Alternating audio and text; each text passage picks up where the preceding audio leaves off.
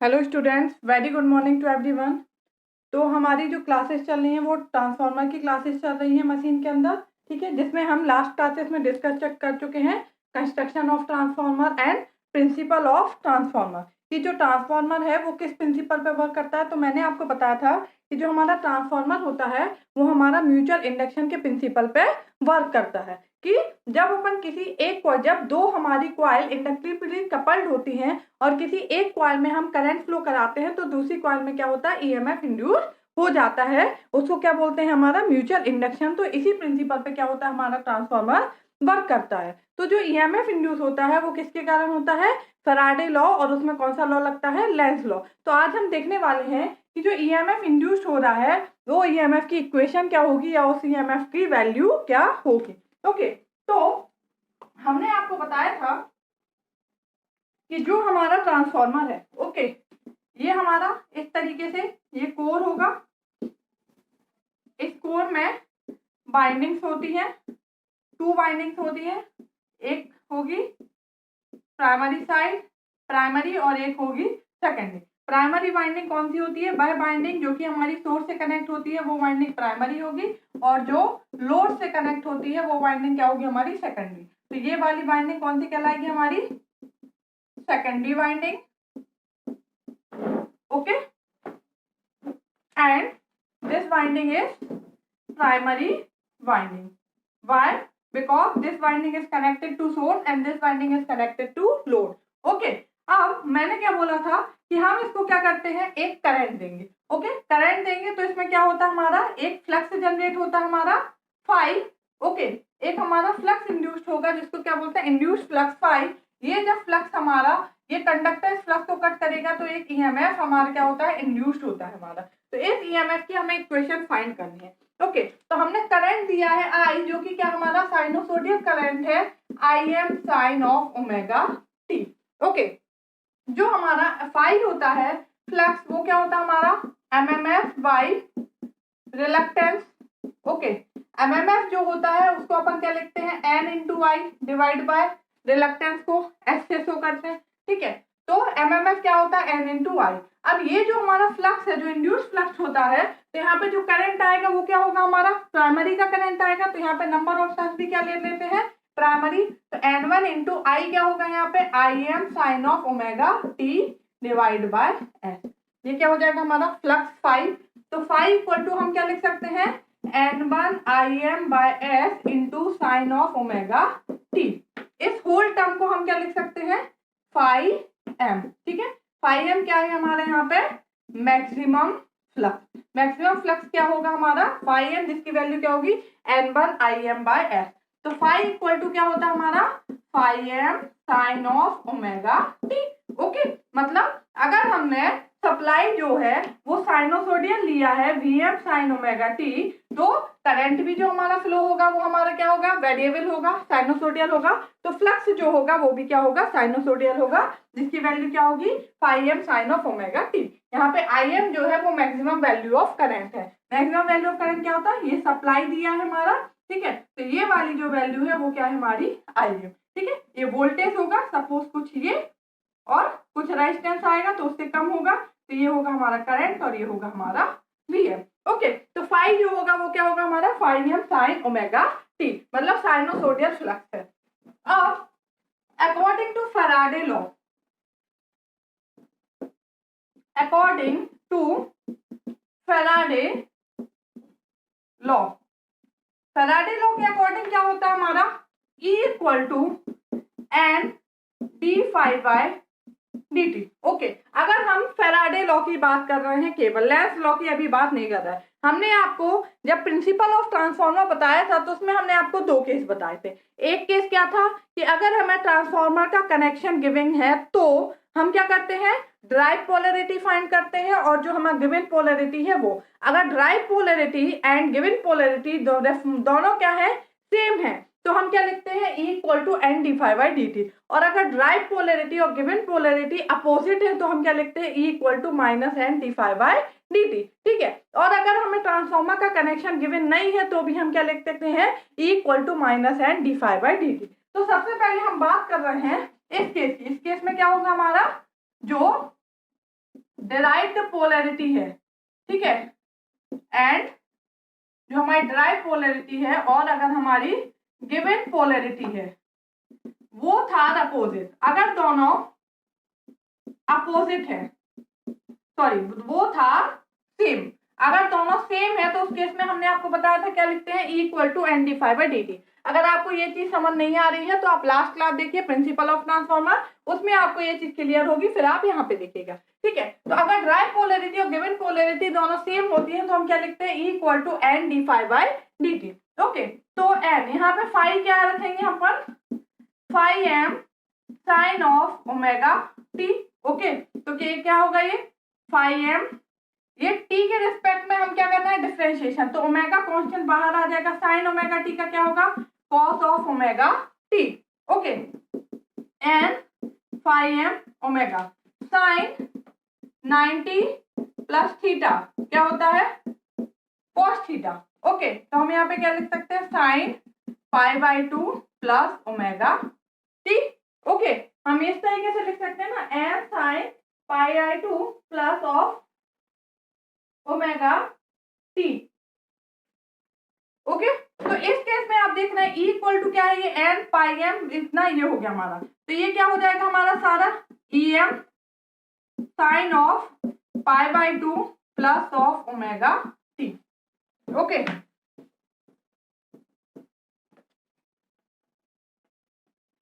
E equal to क्या आ गया हमारा, E m sine of pi by 2 plus of omega t. E R M S equal to क्या होता है, E m by root 2। Okay, जब भी हमें कुछ भी नहीं दिया हो तो हम हमेशा आरएमएस वैल्यू फाइंड करते हैं। अगर आपको कुछ दिया है कि एवरेज वैल्यू फाइंड करना है तो आप एवरेज वैल्यू फाइंड करेंगे, अगर नहीं है कुछ भी given then we always find RMS value. E RMS equal to क्या होता है, ई एम बाई रूट 2। अब ई एम की वैल्यू क्या है, ये जो ई एम है, ई एम की वैल्यू क्या थी, ये ई एम इक्वल टू क्या है यहाँ पे, N phi M into omega, ठीक है।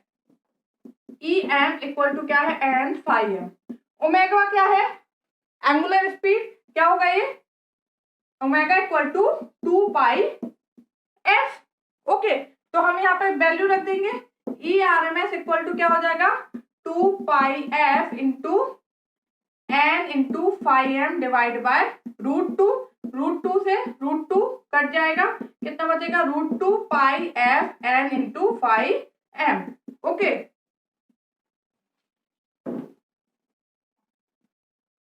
यहाँ पे आप इनका मल्टीप्लाई करेंगे पाई इंटू रूट 2, तो ये क्या आने वाली है value, 4.44 F phi M into N. Okay, तो जो आरएमएस वैल्यू होती है ईएमएफ की वो क्या होती है, ये होती है, जनरल इक्वेशन क्या है, 4.44 F phi M into N. यहाँ पे फाई एम क्या हमारा मैक्सिमम फ्लक्स, एन क्या है नंबर ऑफ टर्न्स, एफ क्या है यहाँ पे फ्रीक्वेंसी। ओके, 4.44 हमारा क्या है कांस्टेंट। तो ये हो गया हमारा ईएमएफ इक्वेशन।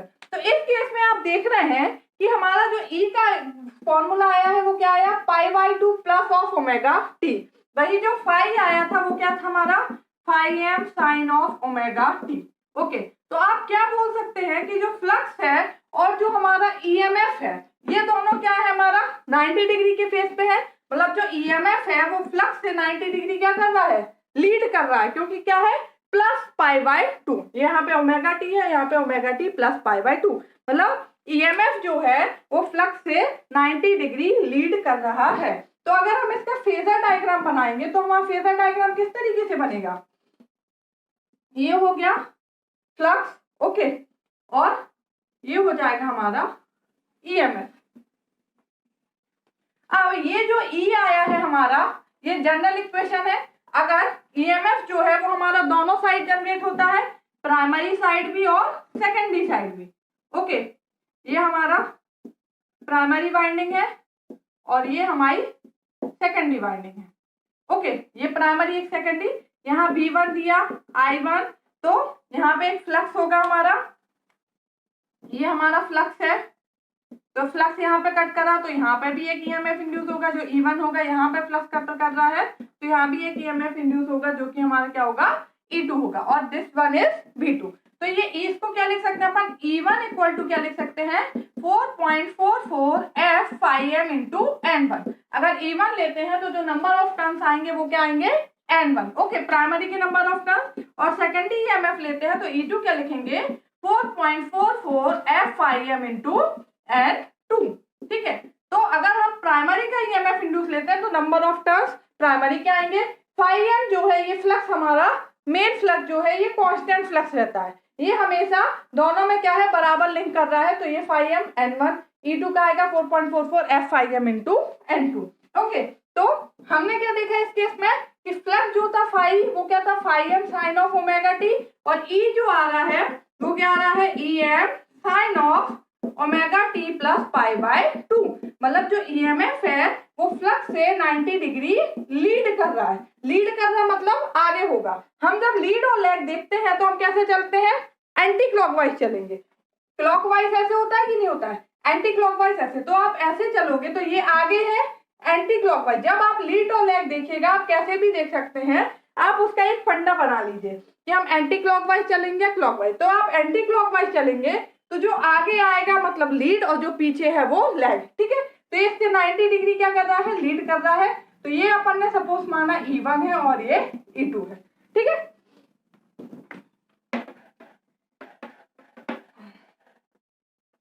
अगर ये E1 है ये E2, मतलब हमने इसका एरो ज्यादा बताया, मतलब ये मैग्नीट्यूड शो कर रहा ना, मतलब क्या है E1 ग्रेटर देन है अगर E2 से। ठीक है, तो ये कौन सा ट्रांसफॉर्मर होगा, स्टेप डाउन ट्रांसफॉर्मर। ओके, क्योंकि प्राइमरी का वोल्टेज ज्यादा है और इसका वोल्टेज क्या है कम है। ये हम स्टेप अप और स्टेप डाउन आपको पहले ही बता चुके हैं। या फिर अपन कैसे बनाएंगे, फाई ये है E2, तो E2 हमने ये बना दिया और E1 ए। तो अगर E2 ग्रेटर देन है E1 से तो ये हो जाएगा स्टेप अप ट्रांसफॉर्मर। ओके, तो एक केस तो हमारा ये हो गया कि हमारा जो फ्लक्स है वो क्या होगा 90 डिग्री लीड करेगा किससे,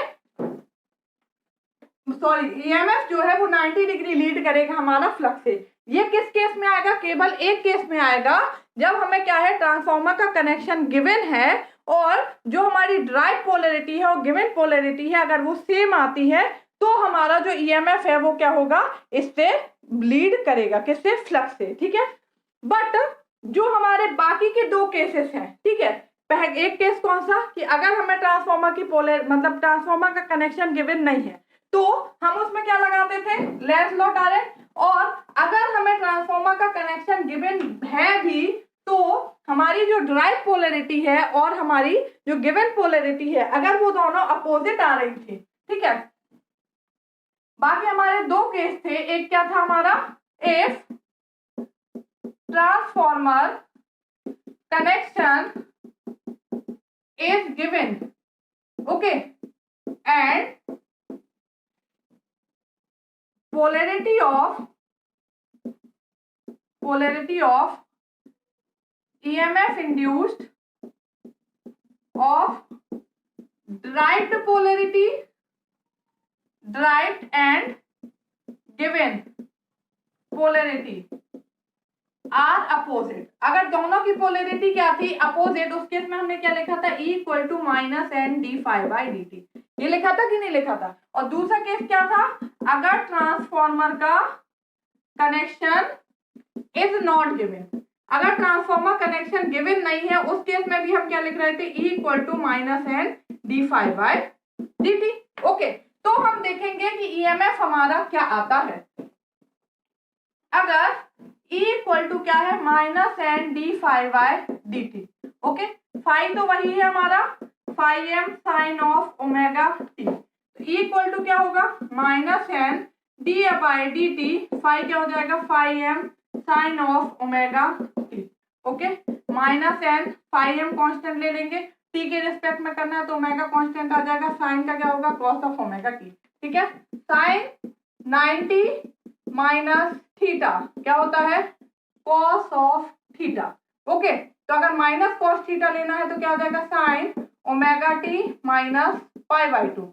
ओके, इक्वल टू क्या हो जाएगा, minus cos of omega T. ठीक है, तो cos omega T minus cos omega T की जगह हम क्या देख सकते हैं, ये तो क्या हो जाएगा, N phi M omega sine omega T minus pi by 2 equal to, तो इसको हम क्या लिख सकते हैं, EM इक्वल टू क्या होगा, N phi M omega, same जो हमने इसके पहले निकाला था भाई, ओमेगा क्या है 2 pi f, okay, N phi M 2 pi, okay, ये क्या हो गया हमारा EM, ये हो गया 2 पाई एफ।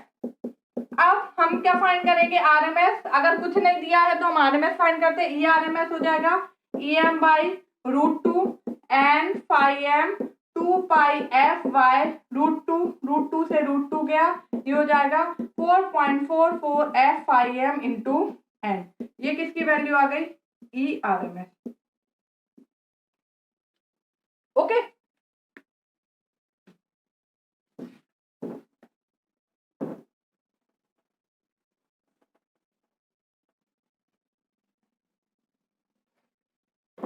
तो यहाँ पे हमने देखा कि E इक्वल टू क्या आया, N phi M omega sine omega T minus pi by 2, okay, और फाई इक्वल टू क्या था, phi M sine of omega T, ये क्या लिख सकते हैं अपन, E इक्वल टू आ गया EM sine of omega T minus pi by 2, मतलब हम क्या बोल रहे हैं कि जो EMF इंड्यूस है वो फ्लक्स से क्या कर रहा है, 90 डिग्री लैग करता है, ओके।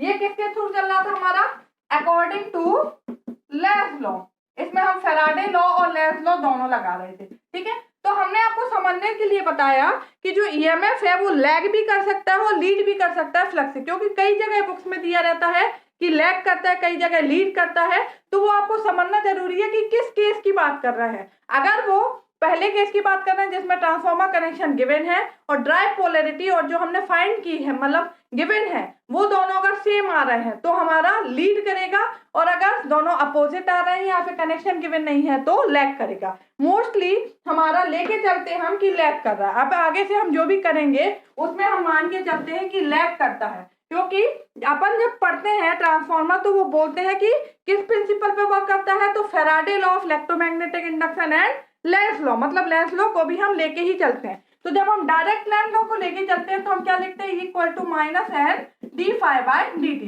इसलिए हम ये वाली चीज को हम इसके आगे फॉरवर्ड करेंगे। जब हम दूसरे फेजर डायग्राम बनाएंगे तो हम उसमें ये चीज बनाते हैं कि जो EMF है वो क्या करता है, फ्लक्स से 90 डिग्री लैग करता है, ओके। तो अगर हम इसका फेजर डायग्राम बनाएंगे तो कैसे बनेगा, ये क्या हो जाएगा, फाई E क्या कर रहा है, लैग कर रहा है, ओके। सपोज ये E2 है और ये E1 है, ये एंटी क्लॉकवाइज चलोगे, ये आगे आ रहा है मतलब ये लीड कर रहा है और ये क्या कर रहा है, लैग कर रहा है। E2 ग्रेटर देन है E1 से, तो ये कैसा हो जाएगा हमारा स्टेप अप ट्रांसफॉर्मर, ओके। तो इस तरीके से हम देखते हैं कि EMF लैग कर रहा है या फिर लीड कर रहा है, किस तरीके से हमारा EMF जो होता है वो फ्लक्स से होता है, ओके। तो लैग और लीड हमारा दोनों कर सकता है, अपन को कंडीशंस देखना है, उसके बाद हम क्या करते हैं उसको मोस्टली जो है वो हम लैग मान के चलते हैं। ऐसे भी आप सिंपल देख सकते हैं कि मतलब इस फंडे के हिसाब से हम आपको याद रखने के लिए बताएं तो आप बोलोगे मैडम लैग ही क्यों करता है, तो हमने फॉर्मूला से देखा है पूरा कि phi equal to phi M sine omega T है, E इक्वल टू क्या है, EM sine omega T minus pi by 2, मतलब लैग कर रहा है। और आप देखेंगे तो हमने क्या है, पहले वोल्टेज दिया, वोल्टेज से करंट आया, करंट से फ्लक्स आया और फिर फ्लक्स से क्या आया, E आया। तो पहले फ्लक्स आया, बाद में EMF इंड्यूस हुआ, मतलब E जो है वो क्या करेगा, लैग करेगा, और जो फ्लक्स है वो क्या है, लीड करेगा। कितना एंगल करेगा, तो 90 डिग्री, ये हमने क्या किया है अभी फॉर्मूले से ड्राइव किया है। तो इस तरीके से भी आप याद रख सकते हैं, ठीक है। ये जनरल ऐसे ही मगअप करने के लिए मैंने आपको बताया, बाकी ये हमारा ड्राइव पूरा सॉल्यूशन है, ओके। अब हम इसमें कुछ ऑब्जर्वेशन देख लेते हैं कि हमारे क्या है, ठीक है। हमने क्या देखा, E1 इक्वल टू क्या है 4.44 F phi M into N1, E2 क्या है 4.44 F phi M into N2, okay. तो E1 बाई E2 क्या हो जाएगा हमारा N1 बाई N2, ओके। अगर N1 ग्रेटर देन है N2 से, ठीक है, तो E1 ग्रेटर देन होगा E2 से, ये क्या कहलाएगा हमारा स्टेप डाउन ट्रांसफॉर्मर। ओके, अगर N2 ग्रेटर देन है N1 से, मतलब E2 ग्रेटर देन होगा E1 से, तो ये क्या कहलाएगा स्टेप अप ट्रांसफॉर्मर। ओके, अब हम इसको और क्या लिख सकते हैं, E1 by E2 equal to N1 bye N2। हमने देखा हम कैसे लिख सकते हैं, E1 bye N1 equal to क्या लिख सकते हैं, E2 बाय N2 भी लिख सकते हैं। E क्या है, EMF इंड्यूस मतलब वोल्टेज, तो V1 bye N1 equal to क्या लिख सकते हैं, V2 बाय N2। ओके, मतलब हम क्या बोल सकते हैं कि जो वोल्टेज पर टर्न होता है वो क्या होता है हमारा, या फिर EMF पर टर्न, ठीक है, EMF और वोल्टेज पर टर्न इज कांस्टेंट। ठीक है, ये क्या है, EMF पर टर्न या वोल्टेज पर टर्न जो है वो कांस्टेंट है, ये दोनों क्या है, बराबर है, मतलब ये कांस्टेंट। तो ये पूछ लिया जाता है कि EMF पर टर्न जो होता है वो क्या कांस्टेंट होता है, वेरिएबल होता है। इस बेस पे हमारे न्यूमेरिकल्स भी बनते हैं, हम न्यूमेरिकल भी आपको कराएंगे, पहले थ्योरी कंप्लीट हो जाएगी फिर हम इस पे बेस न्यूमेरिकल कराएंगे कि कैसे आते हैं। आपको EMF इंड्यूस दे दिया E1 का, N1 N2 दे दिया, E2 फाइंड करना है, या फिर उसमें और वेरिएबल हैं, किस तरीके से EMF होगा, तो ये सारी चीजें हम आपको बताएंगे। ठीक है, तो EMF पर टर्न जो होता है वो हमारा क्या होता है, कांस्टेंट होता है। अब एक टर्म यहाँ पे आता है transformation ratio. Okay, transformation ratio क्या होता है हमें ये देखना है। तो बुक्स में लिखा रहता है, लिख दिया जाएगा N1 बाय N2, ओके, या N2 बाय N1 कहीं लिखा होगा, तो आप इससे कंफ्यूज हो जाते हैं कि N1 बाय N2 होगा कि N2 बाय N1 होगा, क्योंकि है तो टर्म्स का ही रेशियो जो है वो ट्रांसफॉर्मेशन रेशियो कहलाता है। ठीक है, तो हमें इसको N1 बाय N2 या N2 बाय N1 से नहीं याद रखना, क्योंकि बाइंडिंग जो है वो हमारी N1 बाइंडिंग भी हाई वोल्टेज और लो वोल्टेज दोनों हो सकती है, और N2 बाइंडिंग भी हाई वोल्टेज या लो वोल्टेज दोनों हो सकती है। It depends upon the transformer step up और स्टेप डाउन। ओके, तो ट्रांसफॉर्मेशन रेशियो क्या होता है हमारा, ट्रांसफॉर्मेशन रेशियो इसको बोलते हैं, के से डिनोट करते हैं, ये होता है high voltage winding divide by low voltage winding के नंबर ऑफ टर्न। ठीक है, it is the ratio of, क्या लिख सकते हैं हम, it is the ratio of number of turns of high voltage winding to the number of turns of low voltage winding. अब वो कुछ भी हो सकता है, अगर हमारा सपोज हमने बोला स्टेप अप ट्रांसफॉर्मर है, ठीक है, स्टेप अप ट्रांसफॉर्मर है, मतलब N2 ग्रेटर देन होगा N1 से, V2 ग्रेटर देन होगा V1 से, तो हाई वोल्टेज के N2 है, इसके N1 है, तो ये क्या हो जाएगा N2 बाय N1। ठीक है, अगर स्टेप डाउन है, यही स्टेप डाउन ट्रांसफॉर्मर है, तो इसमें N1 ग्रेटर देन N2 होगा, तो ये रेशियो क्या हो जाएगा N1 बाय N2। तो आपको इससे याद रखना है, ना कि इससे, क्योंकि ये कंफ्यूजन हो जाता है कई बार। जब मैं भी स्टडी करती थी तो मुझे भी कंफ्यूजन हो जाता था कि N1 बाय N2 होगा या N2 बाय N1 होगा, तो ना कि ना N1 बाय N2 ना N2 बाय N1, ये होगा हाई वोल्टेज वाइंडिंग के number of turn divide by low voltage winding के नंबर ऑफ टर्न। ओके, तो ये था हमारा EMF इक्वेशन की। जो EMF इक्वेशन होती है वो हमारी क्या होती है, तो EMF इक्वेशन जो होती है वो क्या है, E equal to 4.44 F∅m into N। ठीक है, और जो हमारा B होता है फ्लक्स डेंसिटी, B क्या होता है, फ्लक्स डेंसिटी, इसको हम क्या लिख सकते हैं, फाई बाय A। ओके, तो यहाँ पे जो हम एरिया लेते हैं ये कौन सा लेते हैं, AN, net cross sectional area, ये होगा मैक्सिमम फ्लक्स डेंसिटी, तो ये हो जाएगा, ये मैक्सिमम फ्लक्स है, मैक्सिमम फ्लक्स डेंसिटी।